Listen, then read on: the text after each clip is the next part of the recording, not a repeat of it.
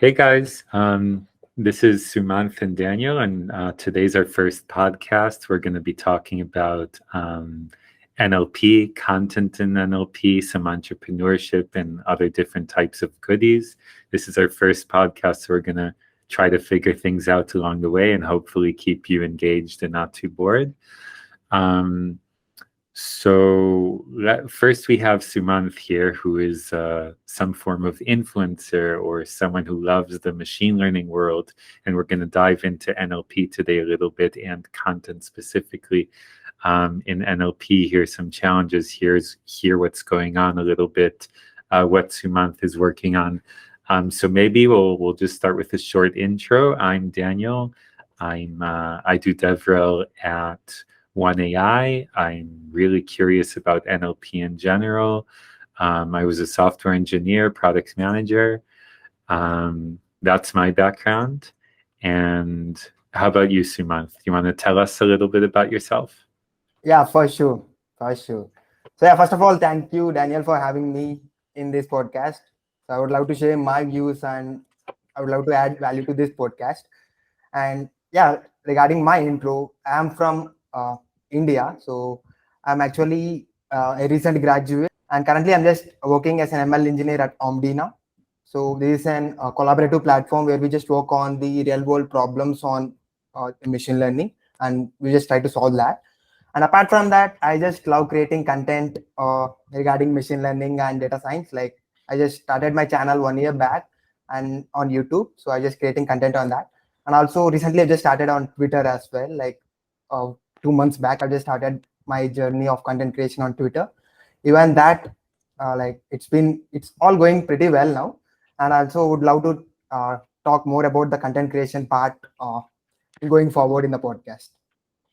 Sure. So that sounds really cool. So my understanding is that you just finished studying and you like the ML space. So what drew you to ML and content in the realm of ML specifically? Cool. So actually, when it comes to machine learning, this is a bit a long story. I just want to share with you all. And when I just started, like when I'm in my third year, pre-final year, I just introduced it to this machine learning. And from there, I just started exploring machine learning. And the one thing which fascinates me more is maths. So actually, even when I'm in my school days, I just love maths. Like I just love solving uh, the problems in mathematics. So yeah, like even machine learning is a little bit more about that. So that's what fascinated me into this field. Like I just started exploring this field and I just tried few projects. I just watched few videos and then I just thought, so this is the field that I just excited. This is the field that I just want to work moving forward. So and then I just started learning machine learning when I'm on my final year of my college, and then it just started. I just done few internships and I just exploring this field. So yeah, that's about this my journey into machine learning. And regarding content part, so I generally love teaching what I just learned to others. So whether it can be in the form of writing something or it can be explaining something. So even when I'm in my college, many of the friends would allow to come to me and they used to ask any kind of doubts in maths or let's say any other thing. So I just love to explain them in an easy manner. So I just thought, so instead of like we are just teaching only few people, so what if we can just create a video and we can just explain to more people? It would be helpful for them and also for me. So that's where I just started my content creation journey on YouTube. So it's been a long journey. It's been 1 year on YouTube. Recently, we just crossed 1K on YouTube as well. So yeah, that's really a a long journey in YouTube and content creation, and my journey into machine learning as well. So that sounds like a cool journey. I can definitely connect to that. So no need to be humble. You have 1K on YouTube and I think like around 5K on Twitter, right? Perhaps share about your journey on Twitter and maybe starting from 0 until 5K and then something a little bit more focused on the niche of machine learning and NLP. For sure. Like I would like to share my journey with YouTube I would love to share like how I just started with YouTube. So like as I mentioned, like I just thought to share my knowledge. So that's one of the reason why I just started YouTube. So if you just see my content on YouTube, it's just pure machine learning. So nothing, I haven't deviated from my content. So I just focused on my needs, like which is machine learning. And also I just started talking to amazing folks, which is like who are already doing some amazing things in the industry as well, like in the ML space. So that's where I just started my podcast. I guess in this year, I just started the podcast as well. So yeah, that's about YouTube. And when it comes to Twitter, I just started 2 months back. uh, the more focus, the more niche is on machine learning itself. So even there, I just started creating content on machine learning. So you can just so I just have a challenge when it comes to Twitter. So I just want to create 100 threads, or let's say 100 tweets every day regarding machine learning. Whatever may be the day, I just want to create. I should not stop creating content. So that's my focus. That's my target, and that's where I just started 2 months back. And yeah, now we are uh, I'm around one of near to 5K in Twitter as well. Yeah, Mm, that's about content creation. cool. We talked a little bit about content creation now, and maybe we can focus now a little bit more on machine learning and more specifically NLP. Um, can you tell me a little bit about how you see the world of NLP? And if it's too specific, then maybe we can zoom out to machine learning and then, just scratch the surface of NLP. Because that Yeah, I'm very much focused on the NLP world now. So I'm curious about your thoughts, and I think also that you've been in the space longer than I have. So I'd love to learn from you.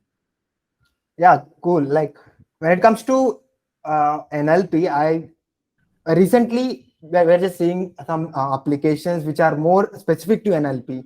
So after the invention of the transformers in 2018, so then this whole NLP field just got a boom. Cool. So now that so you say that there's been an advance in the transformer models, I don't know, perhaps in research, and that allowed the field of NLP to grow quickly because now we have capabilities that we didn't have in the past. Is that correct from Yeah, yeah, 2018? Okay, cool. Nice to know that. I had no idea about that. Um, so that's a little bit about the history and the growth that we're seeing in NLP. What else? Is there anything else that you've been seeing these days? Like when you say popularity, do you mean like more apps or more research, or what type of a growth are you talking about? yeah. We can just see a lot of applications which are just completely purely building on NLP. If you just take most of the tasks, most human dance, like for example, let's say writing any kind of blogs, or let's say writing creative content. So most of the things is getting automated using NLP. And also we can just see some of the applications which can just which can just create you blogs, or let's say write some content for you, or let's say generate music for you. Like if you just see the GPT-3, which is a recent invention, which is got invented around in 2018. So yeah, it can just write a content for you, right? Long form content, or let's say blogs, etc. And also we can just see Delete 2, which got invented recently, and also Imagen, which is from Google. So all these kind of applications are actually helping humans to focus I'm more just on gonna some I'm just gonna creating stop content. you again. Sorry about that, but for our audience, Imagine and Dali are two applications that have been really popular in the past half year about generating images from text. Saying Spider-Man in ancient Rome, and these um, surprisingly accurate photos are generated from these machines according to tech. So this is what Yeah. Sumanth is talking about. Sorry, go ahead, Sumanth. So yeah, it's the current field which is still under research. Like as of my knowledge, like even a lot of research is going on in NLP. You can just see more cool products in the future as well. I see.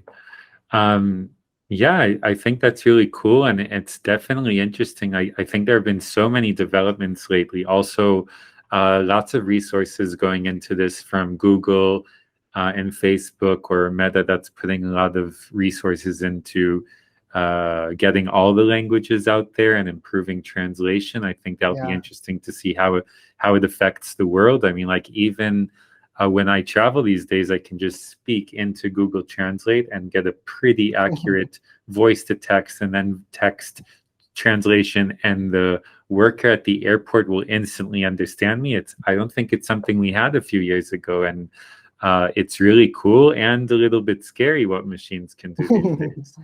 Yeah. Yeah. So I think that's definitely really cool. Are there anything? So we talked about some cool solutions. Are there any like main challenges that you think are going on today within the NLP world that you've noticed? Any trends or difficulties? So I guess we can just try to uh, take these applications more to the end user. So there are some cool research app is going on. There are some cool applications they are just building in NLP, and the main challenges that I just face is it would be great if we can just reach these kind of researchers, these kind of new applications directly to the new users, or let's say to the common man who can just use directly. And even that is currently going on. We can just see a lot of startups or let's say applications coming up, and I guess there should be a little bit improvement on that side. But apart from that, nothing. I just, so even I'm not much into this NLP field. Like I'm like a little bit have an idea on this NLP, and I just worked some cool applications in my previous startup. So that from my knowledge, I'm just sharing all these things. So to recap a little bit, I think if I understand you correctly, there's some time to value. Like I can feel this also in our startup in One AI. We're heavily reliant on researchers, right? So like it's kind of like science. Like you first have to research, which can take a really long amount of time, just to get some sort of value within products or features that we use in our day-to-day. From there, it has to go to engineering and to figure out, okay, how do we apply this and make it happen, and product management to productize it. Yeah. So it takes a while until the user can actually feel it. And I know also in NLP, it's very hard to gauge the quality of the insights of text. Machines can still get confused. So there's still this long pipeline that people are trying to streamline from the research phase until the product stage. That's my understanding, and that's what I feel too in One AI. So I think we're coming to an end. It's been really interesting. Any closing thoughts or any more ideas you'd like to throw out there as a summary? So nothing as much. No, it's been pretty amazing discussion with you, Daniel. And also I just see this machine learning is evolving, still is under research. I can't imagine what the future looks like.